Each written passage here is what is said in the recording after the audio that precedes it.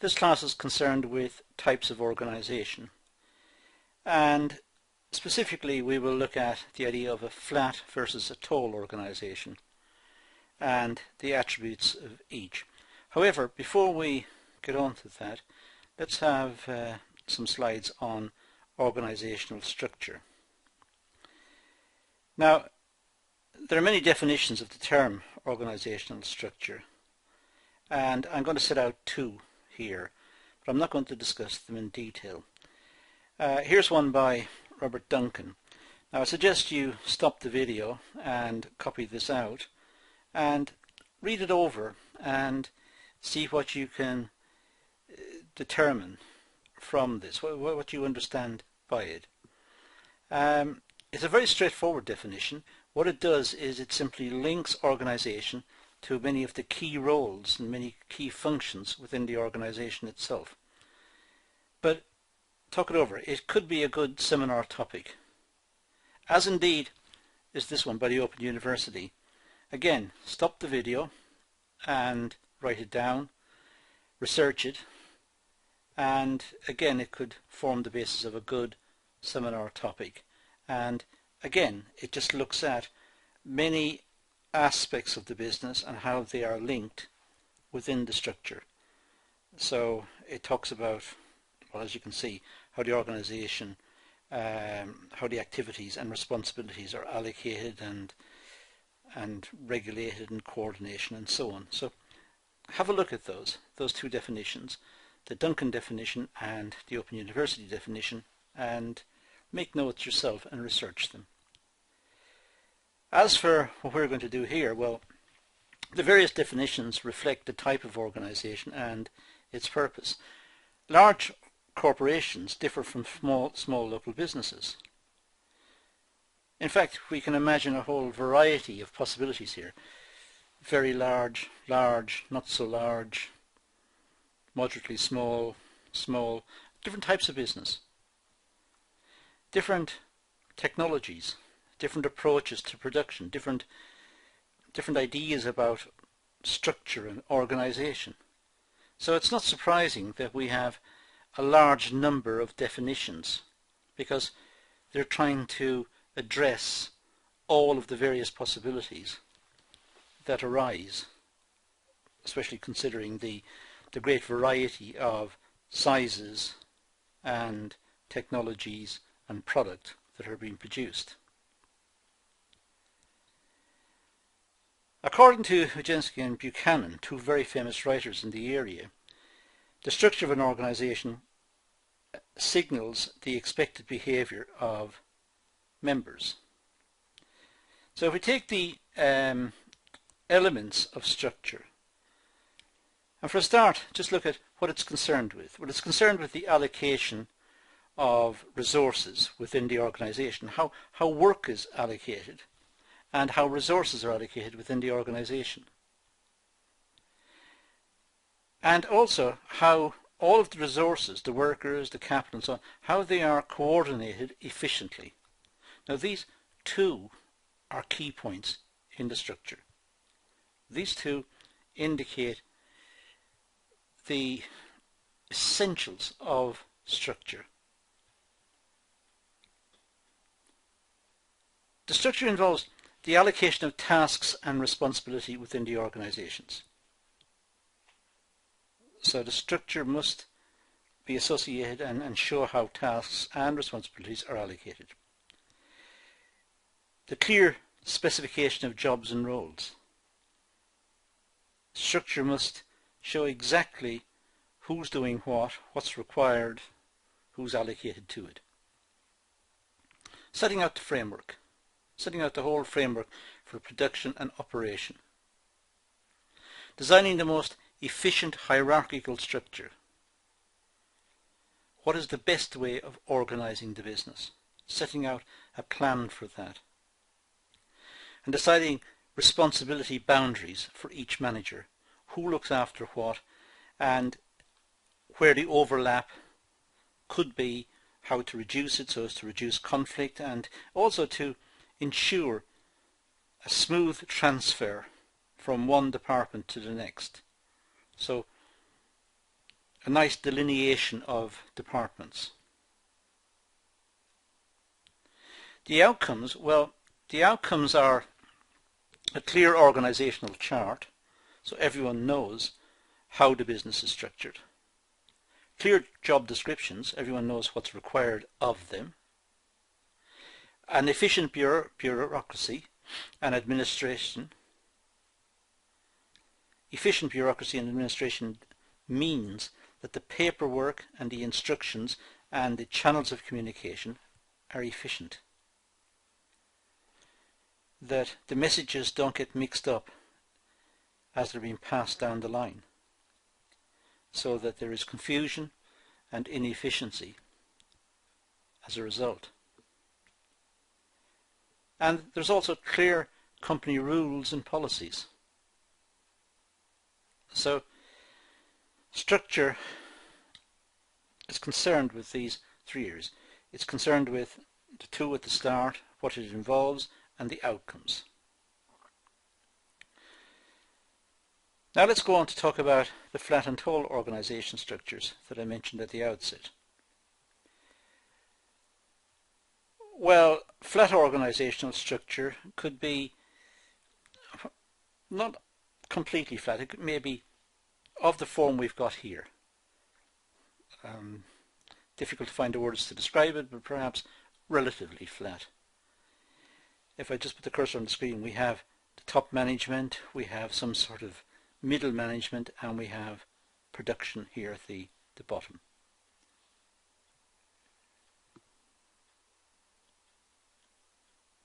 Over here we have a much more hierarchical structure. This would be a tall organizational structure. So we have flat and tall. And here we have top management, we have a layer of management here, quite senior management, followed by a layer of perhaps middle management and a layer of line managers at the bottom. But it really critically depends on what's being produced, how big the organization is, as to whether it's a tall or a flat organizational structure. Small businesses perhaps do not have the personnel or the inclination or the desire to have tall organizational structures. They don't have the resources perhaps to fund it either. So it depends critically on what's being produced, how big the business is, and so on. Let's talk about the flat organization structure for a start. It has a small hierarchy. This means a small number of levels of authority and organization. So it's relatively flat. Generally speaking, communications tend to be efficient in this organization. It's not bureaucratic and no strict procedures and policies to follow. Flat organizations, the workers are very close to the top management and they can communicate with the top management very easily. So there's no need for bureaucracy, and there's no need for channels of communication, formal channels of communication. The top management are on the shop floor all the time, or most of the time, and can be easily found, and so communications is easy. That's the point. And decentralized structure, which means that decision making may be given to managers throughout the organization. Once the senior management have trust in the management below them, they give them authority to do it. They know the managers personally. They see them every day and talk to them, and they know what they're capable of and what they're doing and their ideas, and so it's easy to delegate because there is knowledge of the managers. So we have an informal organizational structure that allows networks to develop, and these may facilitate innovation and greater team spirit. Small organizations tend to have this. They tend to have a greater team spirit. They identify with the organization. It's a small community, and the workers relate to the product, and they know each other, and if they see better ways of doing it, they will communicate it easily to the management because the management will be accessible. So that's a very positive thing about flat organizations. The disadvantages of flat organizations, well, there are fewer promotion possibilities. In small organizations with a very flat organization, because it's a flat organization, there's nowhere for workers to be promoted. There's only one layer of management perhaps, and so workers on the bottom layer can't be promoted, or it's unlikely they can be promoted unless one of the managers on the next layer retires or leaves or whatever. So promotion is not easy within this type of organization. And individual managers may have wide responsibilities, not just to look after a group of workers making a particular object, performing a particular function, not just to look after them, but perhaps also to look after other parts of the business, because there's nobody else to do it, perhaps. So individual managers may have very wide responsibility for different aspects of the business. Managers have a large span of control. In other words, a large number of employees to report to a manager. And this makes supervision more difficult. A large span of control means that the manager may have many workers report to him or her. And that means the manager may be stressed. The manager may have to work extremely hard to deal with the issues raised by the workers and also have wide responsibilities within the organization. So these are disadvantages of the flat organization. Now the tall organization, well, fewer employees report to each manager, and therefore their span of control is narrow, which means the manager is able to make better decisions, get to know the workers better, and get involved with the detailed work more so than the flat case we talked about earlier. There is a large number of hierarchies, a large number of levels in the tall organization. And there's a centralized control. Managers at the top of the hierarchy are most powerful. So it's hierarchical, and the ones at the top control all of the organization below them. So it's a centralized structure. But there are more opportunities for promotion, mostly because of number two, the large number of levels and hierarchies. So workers at one level can apply to be promoted to the next level or whatever. Whereas in the flat organization, there were no levels. There were very few levels, perhaps only one. So it's almost impossible to be promoted. Whereas in a tall organization, workers could be promoted. So workers on the very bottom, on the shop floor, could be promoted to section leader, and later on to be a foreman, and perhaps even again on to manager of a small department, and so on, and can be promoted up the organization.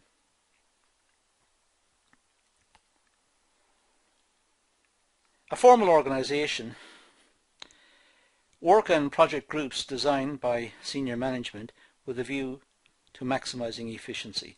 So it is quite formal. There is a bureaucracy, there is a set communication channel, there are top-down rules, and the whole idea is to maximize efficiency, to reduce costs, and to compete effectively in the marketplace. But it is quite formal, a formal structure with all of the disadvantages and the advantages of that. Now the disadvantages of a tall organization. Well,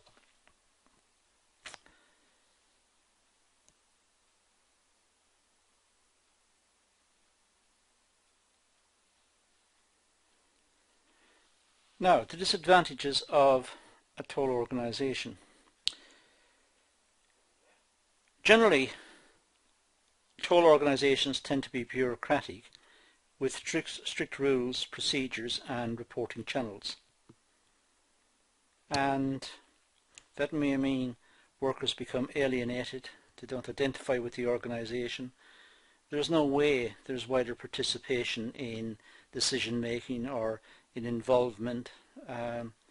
So some people may feel that their voice has not been heard, so they become disengaged. Communication becomes complex and inefficient due to the large hierarchy and many divisions. So the communication channels themselves may be very, very complex, not just from the top going through the organization, but going sideways, going from one department to the next, and from one department to a different functional department. For example, going from one production department to accounts, perhaps dealing with some issue on pay. So the communications channels can be very, very complex, and there is scope there for confusion and inefficiency. Let's have a few words about small businesses. These tend to have flat organization structures because they're small. They tend to be flexible and have informal structures. Flexible because the manager, who's perhaps the owner, is involved with the workers, and decision making can be done through consultation and with the involvement of the workers. Bureaucratic structures are not able to respond to environmental changes as quickly as flat structures.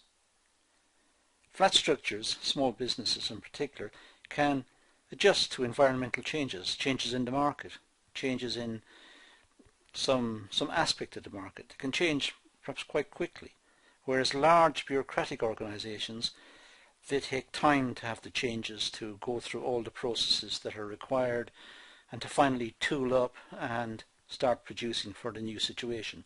So small businesses tend to be much more flexible. Large businesses, well, flat organizational structures are inefficient for large organizations. The span of control becomes too wide for managers to cope with. In a large organization, the same manager, one manager, may have, in a large organization, may have 100 people reporting to him or her. Well, that's not possible. The manager is just a human being and would become extremely stressed dealing with lots of issues of that nature. So the best way to organize it is hierarchical, to have the manager and to have people under the manager who will solve many of the problems before they get to the manager.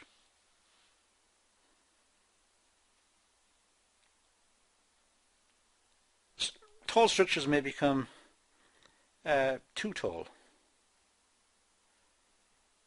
And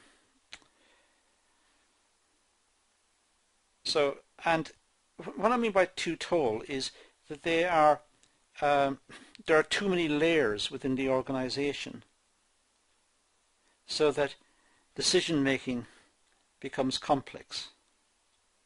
At the same time, they have to be tall enough to stop managers from becoming stressed out, and to keep the span of control under control, to keep the span of control reasonable for the manager. So a manager perhaps may be able to deal with 20, let's say. In a flat organization, that would be quite straightforward. In a tall organization, the manager may have to deal with, as I said earlier, perhaps 100, 150. If that organization was flat, well, managers can't do that. So it is possible, it is absolutely essential to have a tall organization in that case, to have different layers. But the layers, the number of layers within the organization should also be controlled. Otherwise, communications from the top down becomes complex. So there is a real issue in designing the optimal structure of the business, which is really a trade-off between the number of layers of management versus the span of control for each individual manager.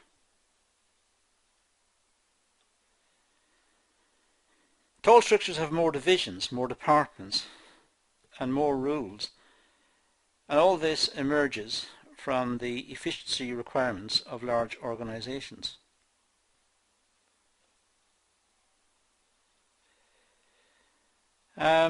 That's, I think, all we need to say about large organizations and about tall and flat organizations as well.